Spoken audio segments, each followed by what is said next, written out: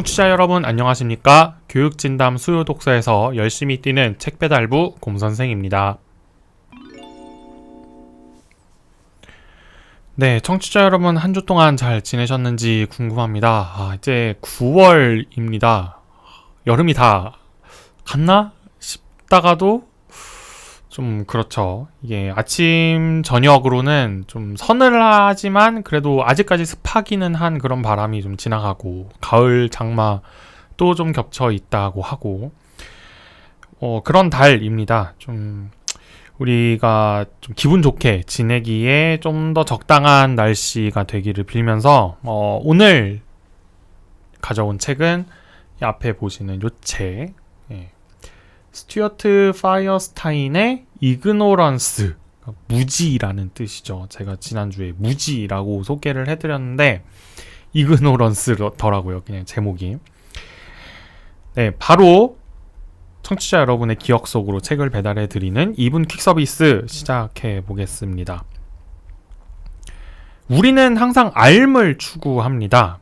알기 위해서 이렇게 유튜브도 보시고 책도 읽고 공부도 하시고 공부 열심히 하셨죠. 이렇게 알게 된 사실을 우리가 지식이라고 부르고, 또 우리는 흔히 지식을 이렇게 쌓는다 라고 비유를 합니다. 하지만 이 뭔가 알기 전에 반드시 우리는 뭔가를 모르는 상태에 놓여 있습니다. 그러니까 알려고 하겠죠. 알면 굳이 공부할 필요, 유튜브 보고 책 볼 필요 있나요? 이제 모르니까 그렇게 하는 거겠죠. 뭔가 모른다는 느낌이 드는 그때야 비로소 우리는 이제 뭔가 알기 위한 활동을 시작을 합니다. 그렇다면은 이제 이런 생각을 해볼 수 있겠죠. 우리가 지식을 추구하는 활동을 하기 위해서는 모르는 상황에 대해서 좀 철저하게 파악을 해봐야겠다. 그리고 모르는 상황을 철저하게 파악을 하는 게 더 중요하지 않나, 이런 생각을 해볼 수 있겠습니다. 이 책의 저자 스튜어트 파이어스타인은 바로 그 부분에 주목을 합니다. 그러면서 우리가 무지에 대해서 더 잘 알아야 한다고 말합니다.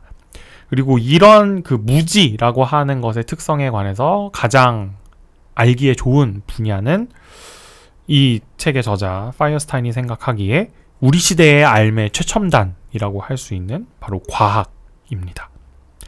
무지란 무엇인지, 어떤 무지가 좋은 무지인지, 또 과학적 지식을 확장하는데 무지가 쓰인 사례로는 무엇이 있는지 바로 이 책 이그노런스와 함께 살펴보도록 하겠습니다.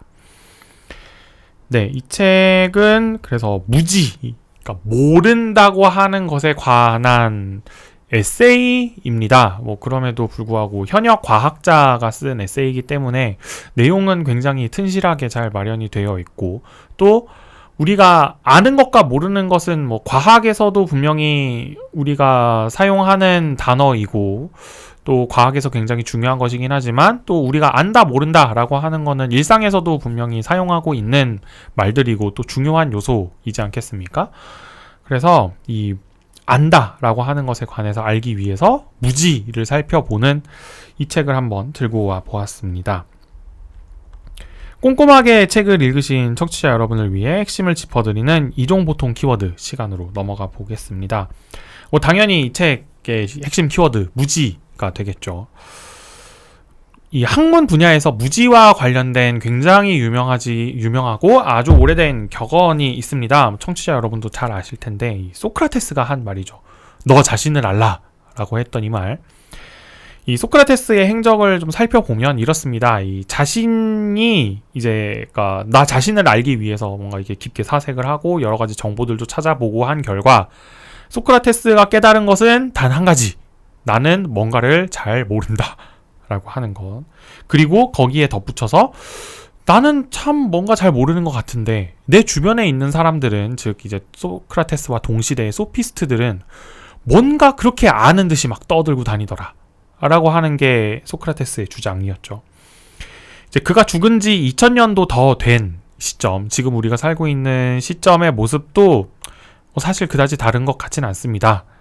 오히려 이제 TV, 스마트폰, 인터넷 이런 거에 둘러싸여가지고 더욱더 공고하게 우리는 뭔가를 알고 있다 라고 생각을 하거나 혹은 뭐 뭔가 알고 싶은 게 있다면 금방 알 수 있다 라고 생각을 하게 되는 그런 경향이 있는 것 같습니다. 물론 이 책에 의하면 그런 건 착각입니다. 파이어스타인은 이런 환경이나 착각이 이제 우리를 완고한 무지의 상태로 끌고 간다라고 주장을 합니다. 발견된 사실은 변하지 않고 항상 고정돼 있으며 어떤 상태로든지 저장이 되어 있고 그걸 우리가 발견할 수 있다라고 하는 뭐 이런 종류의 태도를 파이어스타인은 완고한 무지라고 이야기를 하고 있는데요. 이 완고한 무지의 상태에 빠져 있는 사람의 특징, 자기가 뭔가 모르는 상태라는 걸 인정하지 않는다는 겁니다. 그러니까 자기가 뭘 모르는지조차 모른다라는 것이죠. 근데 이제 이 파이어스타인이 지적하기에는 사람들이 과학에 대해서 생각하는 이미지가 바로 이 완고한 무지다라는 겁니다. 자연은 사실로서 그대로 있고 과학자들은 이제 이걸 여러 가지 방법을 써가지고 여기서부터 사실을 발견해낸다, 사실을 캐낸다라고 하는 어떤 이런 이미지 말이죠. 파이어스타인은 이 현역 과학자로서 이 사람이 이제 신경을 연구하는 신경과학자인데 실제로 과학자들이 그렇게 연구하지도 않을 뿐더러 과학적 지식이 그런 식으로 변화하지도 않았다라고 이 책을 통해서 이야기를 해주고 있습니다.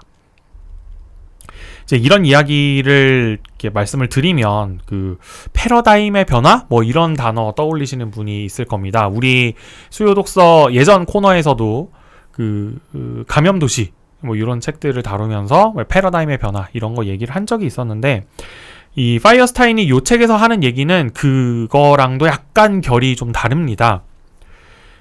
파이어스타인의 이야기의 핵심을 짚어보면 이렇습니다. 이제 과학자들은 각자 스스로 무엇을 모르는지 자유롭게 생각해야 되고 자신이 알고 있는 다양한 방법을 동원해서 최선을 다해서 그 답을 찾는 연구를 수행해야 되고 또 그렇게 각지에서 등장한 여러 가지 해답들이 뭐 어떤 방식인지 모르겠지만 하여튼 연결이 되면은 거기서 굉장히 흥미로운 답, 그러니까 굉장히 거대한 질문에 대한 흥미로운 답이 나오거나 혹은 우리 일상을 확 뒤집어버릴 엄청 색다른 발견이 이루어진다 라고 하는 게 이 파이어스타인의 입장인데 문제는 이런 거죠. 어떤 방식으로 그런 산발적인 발견들이 연결이 될지는 아무도 예측을 할 수가 없다는 겁니다. 뭐 이런 종류의 입장을 뭐 파이어스타인이 공식적으로 그런 이야기를 했는지는 뭐 이 책에선 최소한 나오진 않지만 보통 무정부주의적 과학관 뭐 이런 단어를 써서 표현을 하기도 하는데요.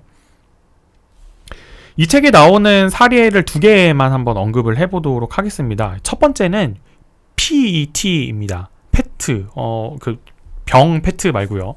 그 병원에 가시면 쓰는 그 CT만큼 쓰이는 그 고급 촬영 장비 아시죠? PET라고 하는 거. 아마 학부모 청취자 여러분이시라면 건강검진할 때 한 번쯤 이용해 보셨으리라 믿습니다. 네, 이 장치는 양전자를 이용을 한다고 하는데 양전자 잘 모르시겠죠? 저도 잘 모릅니다. 양전자가 뭔지. 그리고 양전자 얘기만 들었을 때 좀 이상합니다. 왜냐하면 우리 고등학교, 중학교 다닐 때 과학 시간에 다 배우셨죠. 양성자는 양성, 전자는 음성을 띠죠.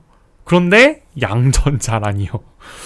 뭔가 싶은데 이 양전자의 존재는 처음에는 거의 뭐 1940년대, 50년대에 칠판에 막 수식 쓰면서 연구하는 이론 물리학자들이 발견을 한 겁니다. 이 적절한 절차를 거치면 이런 게 나올 수도 있겠는데? 혹은 이런 게 있어야지만 우리 세계가 존재할 수 있겠는데? 라는 발견을 그냥 수학을 통해서 해낸 거죠.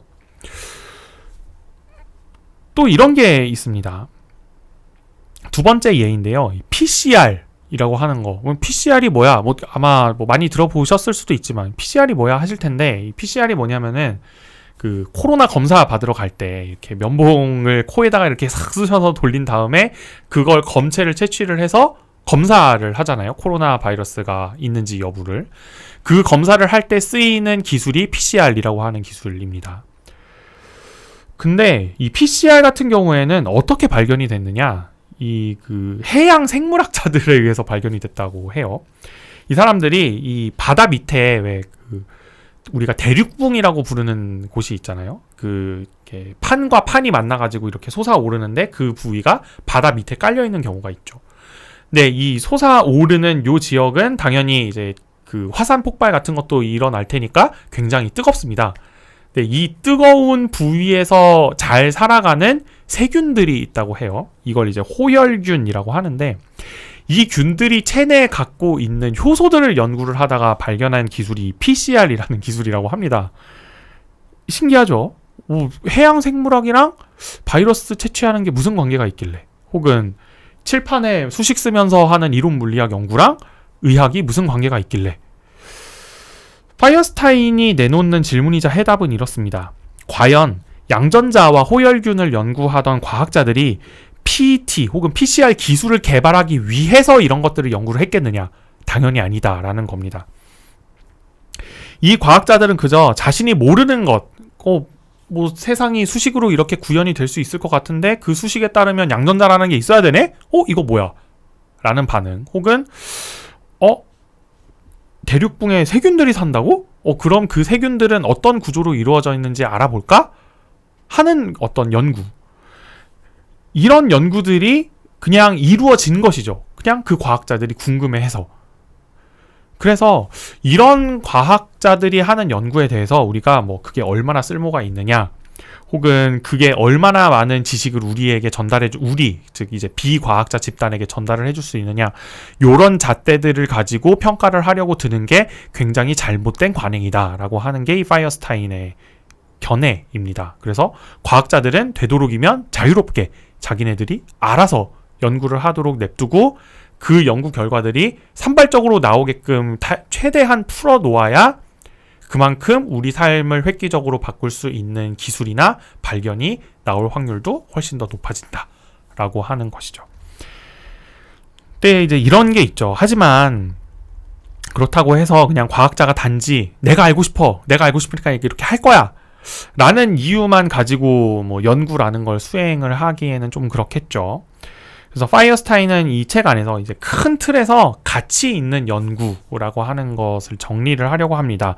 그리고 이때 등장하는 개념이 다시 무지입니다.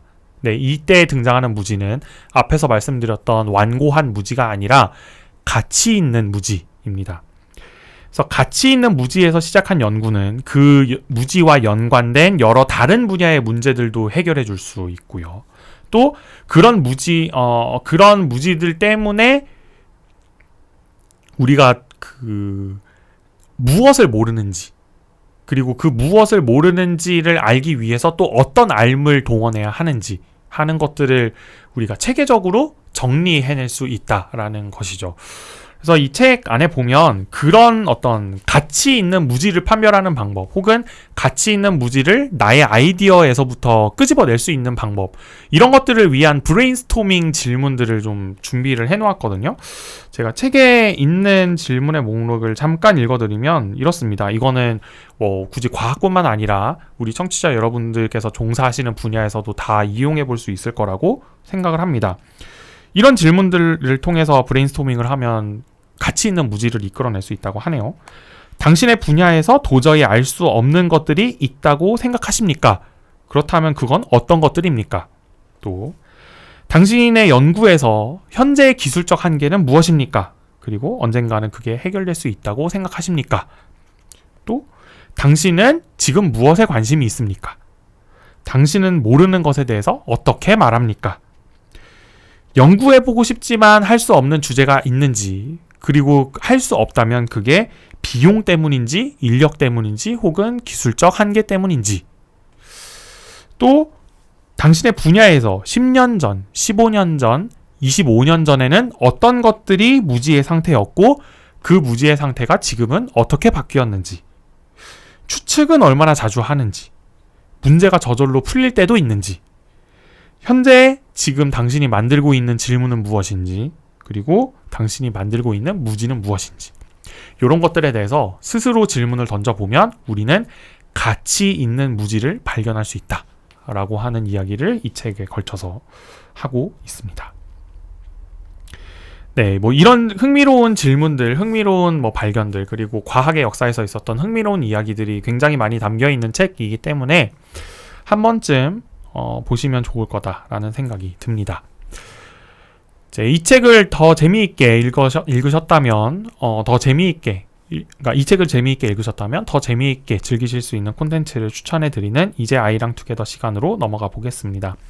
제가 이 책과 함께 추천드리는 콘텐츠는 뭐 사실 이 책의 내용을 거의 그대로 한 것일 텐데, 스튜어트 파이어스타인의 강연입니다. 특히 그 유튜브에 가셔가지고 이렇게 파이어스타인, 이그노런스 이렇게 영어로 치시면 제일 처음에 뜨는 강연이 이 사람의 TED, 청취자 여러분들 많이 아시죠? TED 강연입니다. 이 책의 내용이 거의 그대로 들어가 있고, 뭐 강연은 당연히 영어지만 이제 자막 기능을 켜시면 밑에 한글 자막으로 깔리고요. 이 책의 내용을 저자의 목소리로 이제 직접 들어보실 수 있는 기회가 될 것이기 때문에, 그리고 이 책 자체도 그런 그 대학에서 진행했던 이 무지를 주제로 한 강연을 바탕으로 한 그 이제 책이기 때문에 저자의 목소리를 직접 더 생생하게 들어보시고 싶다면 요 강의를 한번, 요 동영상을 한번 찾아보시는 걸 추천을 드립니다. 네, 이렇게 오늘 스튜어트 파이어스타인의 이그노런스라는 책 같이 살펴보았고요. 다음 시간에 읽을 책은 이 나카노 노부코의 정의 중독이라고 하는 책입니다. 정의에 중독된다, 좀 이런 단어 조합이 가능할까 싶은데, 하지만 또 우리의 집단적 행동과 도덕적 판단에 대해서 좀 짧지만 깊게 설명해 줄 수 있는 책이 아닐까 생각해서 한번 선정해 보았습니다. 다음 주에 나카노 노부코의 정의 중독, 청취자 여러분과 함께 읽어보도록 하겠습니다. 교육진담 수요독서 코너는 청취자 여러분과 함께 책을 가볍게 하지만 꼼꼼하게 읽어나가는 방송입니다. 여러분의 손길에서 책장을 넘기는 소리의 숫자만큼 댓글, 좋아요, 구독하기, 알람 설정, 링크 공유 부탁드립니다. 감사합니다.